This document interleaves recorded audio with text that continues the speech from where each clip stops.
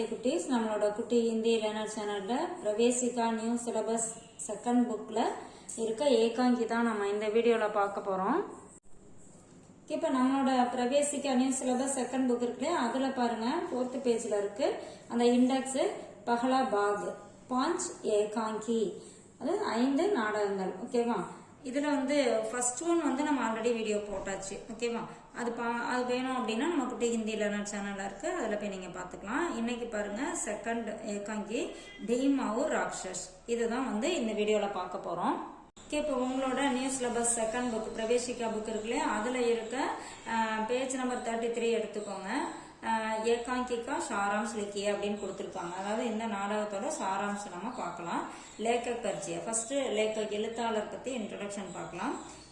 விஷ்ணு பிரபாகர் ஹிந்தி சாகித்யக்கே பிரசித்த சாகித்யக்காக, அதாவது விஷ்ணு பிரபாகர் ஹிந்தி இலக்கியத்தில மிக பிரசித்தி பெற்ற ஃபேமஸ் இலக்கியவாதி அப்படிங்கிறாங்க. உன்கா ஜன் உத்தர் பிரதேஷ் கே முஜஃபர் நகர் जिले के मीरापुर गांव में 21 जून 1912 को हुआ. அதாவது அவர் எங்க பிறந்தாரு? உத்தரப்பிரதேசத்துல முஜஃபூர் அப்படிங்கிற ஒரு டிஸ்ட்ரிக்ட்ல மீராப்பூர் கிராமம், அங்க ஜூன் 21, 1912 பிறந்திருக்காரு. विष्णु प्रभाकर पर महात्मा गांधी के सिद्धांतों का गहरा प्रभाव दिखाई पड़ता है. அதாவது விஷ்ணு பிரபாகர் அந்த எழுத்தாளர் இருக்கார் இல்லையா, அவருக்கு மகாத்மா காந்தியடிகளோட கொள்கைகள் அவர் மேல ஒரு ஆழமான தாக்கத்தை ஏற்படுத்தியிருக்கு அப்படிங்கிறாங்க. உன்கி பிரமுக் கிருத்தியா இன் பிரகார் இஸ் பிரகார் ஹை, அதாவது அவரோட முக்கியமான படைப்புகள் இங்க கொடுத்திருக்காங்க. ஃபர்ஸ்ட் உபன்யாஸ் அப்படின்னா நாவல் என்னென்ன அப்படின்னு நீங்க பாருங்க. டல்தி ராத், स्वप्नमयी, अर्धनारीश्वर, धरती अभी घूम रही है, இதெல்லாம் உபன்யாஸ். அடுத்தது நாடகங்கள் என்னென்ன அப்படின்னு பார்த்தா ஹத்யா கே பாத், அடுத்தது நவபிரபாத், டாக்டர் பிரகாஷ் அவர் பர்ச்சாயா, அசோக், இதெல்லாம் நாடகங்கள். அடுத்தது கஹானி சங்கர், கதை தொகுப்பு. சங்கர்ஷ் கே பாத் மேரா வதன், இதெல்லாம் கதை தொகுப்பு அப்படின்னு சொல்றாங்க. ஜீவனி அப்படின்னா வாழ்க்கை வரலாறு. ஆவாரா மஷிகா அப்படிங்கிறது இவரோட ஜீவனி. அது யார பேஸ் பண்ணி எழுதியிருக்கு, யாரோட வாழ்க்கை எழுதியிருக்கு அப்படின்னா கதாகர் சரத்சந்திர கே ஜீவன் பர் ஆதாரித்துகை, இவரோட கதை எழுதியிருக்காங்க, வாழ்க்கை வரலாறு. அடுத்தது யாத்ரா விருத்தாந்த் அப்படின்னா யாத்ரா விருத்தாந்தனா பயண கட்டுரை. அதுக்கு அது என்ன அப்படின்னு பாத்தீங்கன்னா ஜோதி புண்ணிய ஹிமாலய், இதான் பயண கட்டுரையா இதை எழுதியிருக்காரு அப்படின்னு இவரோட படைப்புகள் எல்லாம் இங்க கொடுத்திருக்காங்க. அடுத்தது சாராம்சம். இப்ப இந்த நாடகத்தோட சாராம்சம் என்ன அப்படின்னு நம்ம பார்க்கலாம். महाभारत की कथा के अनुसार कुंती शहीद 5 पांडवों ने अपने वनवास के दौरान एक गरीब ब्राह्मण के घर में अतिथि के रूप में आश्रय पाए है. அதாவது மகாபாரத கதை இருக்கு இல்லையா, அதுல வர பகுதி தான் இது.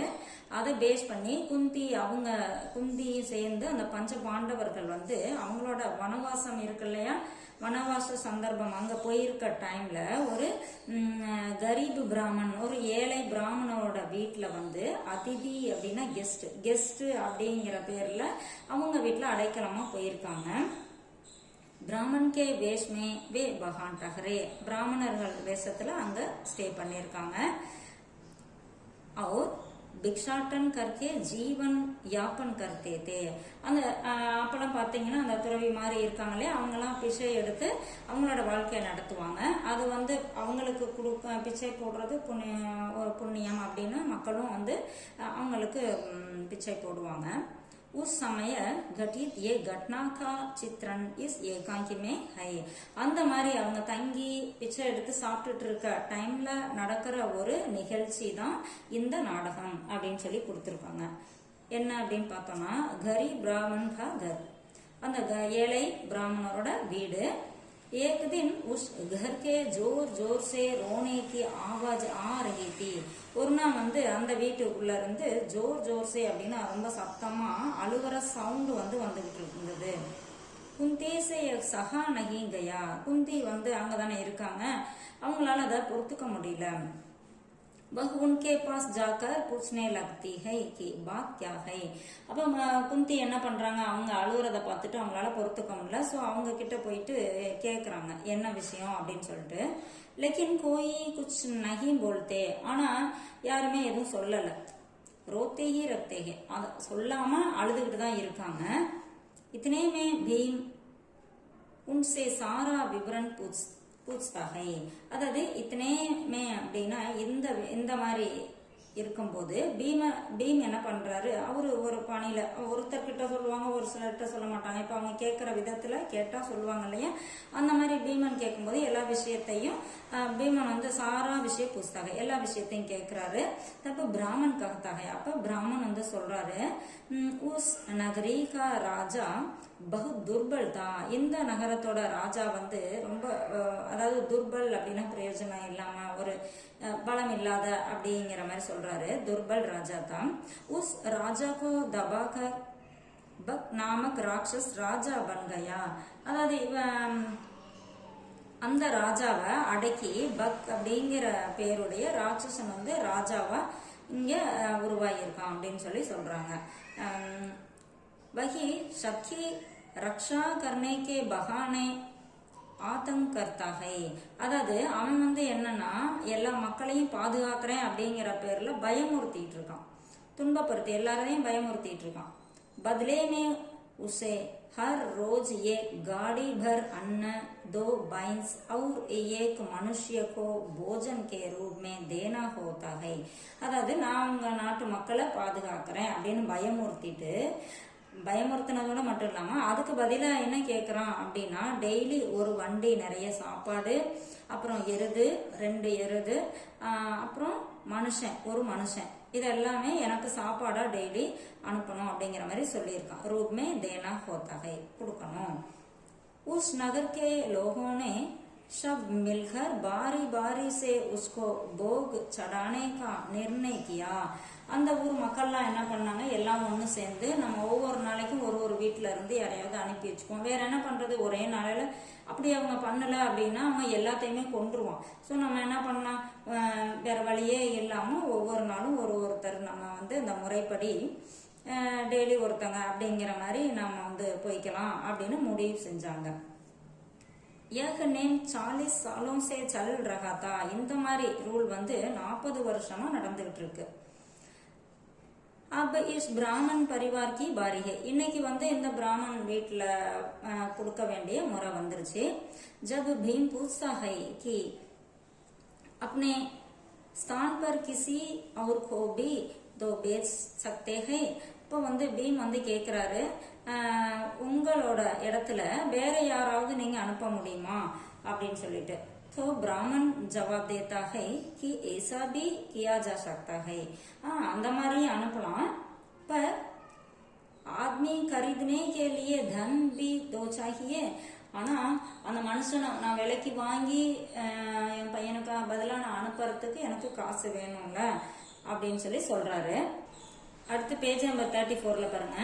குந்தி இன் பாத்தோं से दुखित होती है. குந்தி வந்து இவங்க இந்த மாதிரி சொன்னதை கேட்டுட்டு ரொம்ப துக்கப்படுறாங்க. भीम पूछता है कि क्या 40 वर्षों में ऐसा कोई आदमी सामने नहीं आया जो उस राक्षस को पड़ा सके.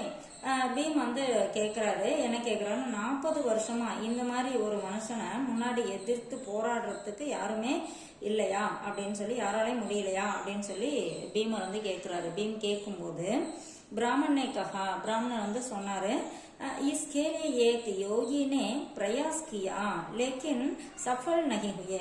ஒரு யோகி வந்து முயற்சி பண்ணாரு, ஆனா அவருக்கு வந்து அதுல வெற்றி கிடைக்கல அப்படின்னு சொல்றாரு. कुंती अपने पुत्र भीम को बकासुर के पास भेजती है. அந்த குந்தி என்ன பண்றாங்க, தன்னோட பையன் பீமனை கூப்பிட்டு, பீம் நீ வந்து பகாசுர் கிட்ட போ அப்படின்னு சொல்லி Bakasur K pass பேஜ்தி high, Bakasur கிட்ட நீ போ அப்படின்னு சொல்லி அனுப்பி வைக்கிறாங்க. भीम राक्षस का वध करते ही सभी राक्षस दौड़ते हुए आते हैं. அதாவது பீம் என்ன பண்றாரு, அங்க இருந்து போய் அந்த ராட்சசனை வந்து கொன்னோடனே அங்க இருக்க மற்ற ராட்சசர்கள்லாம் ஓடி வராங்க பயத்துல. ஏன்னா ஒரு ராட்சசர்களுக்கு முன்னாடி பீம் வந்து ஒரு சின்ன மனுஷன் தானே. இப்போ வந்து அந்த சின்ன அவனே வந்து நம்ம தலைவனே கொண்டுட்டானே அப்படின்னு சொல்லிட்டு பயந்து போய் ஓடி வராங்க. பீம் கோ தேக்கர் பயபித்து கோ உட்தே ஹை. அதாவது பீமை பார்த்துட்டு எல்லாரும் வந்து பயந்து போய் இருக்காங்க.